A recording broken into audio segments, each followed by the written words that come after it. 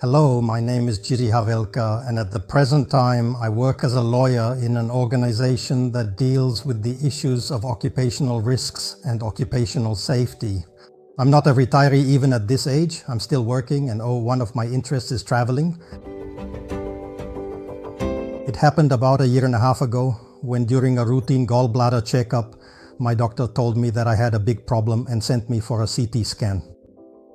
Subsequently, he sent me to the oncology department of the University Hospital in Hradec Králové, where they gave me what was at the time quite devastating news, that I had a tumor on the head of the pancreas, which in plain terms means I have pancreatic cancer.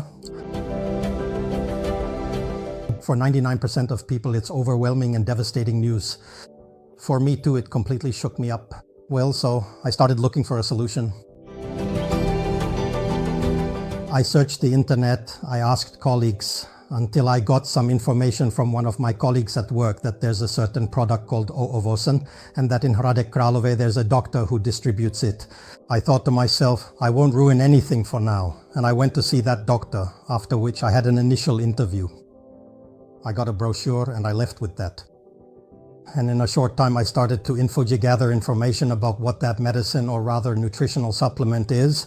Well, and because I had nothing to lose, I bought several boxes of Ovosan and started taking it in the doses that were prescribed for me. Then followed a quite difficult several-hour surgery. Well, they kept me in the hospital, of course, in a post-operative state. Well, I got tired of being in that hospital after a while. So I got up and told the chief physician that despite all the quality care at the University Hospital in Hradec Králové, I was leaving and that I would attend treatment as an outpatient.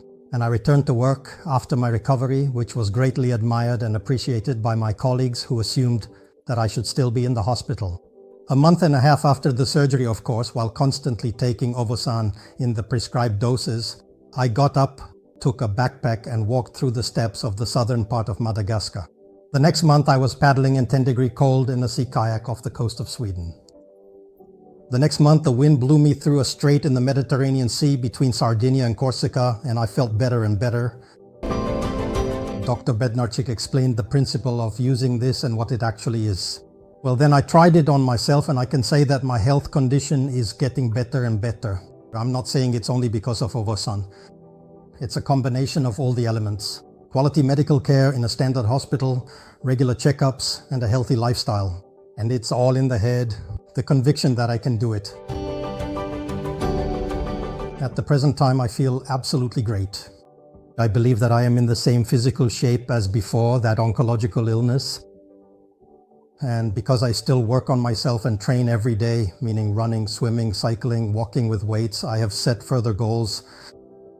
That means climbing mountains in South America, climbing Kilimanjaro, sailing on rivers and on the seas. So I'm not limited by that disease anymore. I no longer consider myself a patient, because a patient is someone who is sick. I'm not sick anymore. At least that's how I feel.